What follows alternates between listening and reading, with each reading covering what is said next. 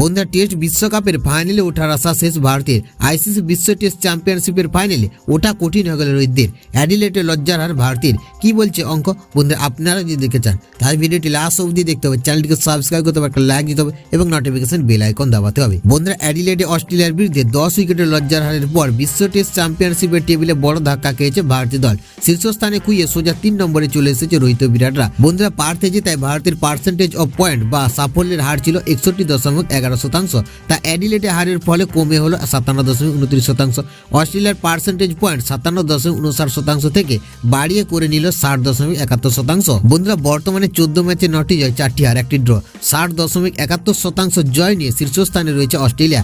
9 ম্যাচে 5টি জয়, 3টি ড্র, 1টি হার। 59.26% জয় নিয়ে দ্বিতীয় স্থানে রয়েছে দক্ষিণ আফ্রিকা। বন্ধুরা শেষ 5 টেস্টে 4 হারের খেসারত দিয়ে তৃতীয় স্থানে ভারতীয় দল। 16 ম্যাচে 9টি জয়, 6টি হার, 1টি ড্র।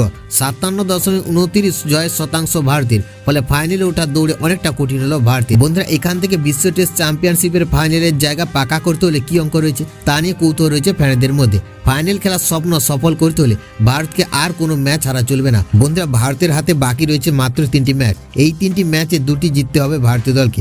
সবকটি ম্যাচ জিতলে সরাসরি চলে যাবে ফাইনালে। আর 2টি জয়, 1টি ড্র করলে আশা থাকবে ভারতের। 3-2 ব্যবধানে সিরিজ জিতলেও ক্ষীণ আশা থাকবে। তবে অঙ্কটা খুব জটিল। সেক্ষেত্রে তাকিয়ে থাকতে হবে অস্ট্রেলিয়া ও দক্ষিণ আফ্রিকার পরবর্তী ম্যাচগুলির দিকে। সব মিলিয়ে বাকি 3টি টেস্ট অ্যাসিড টেস্ট।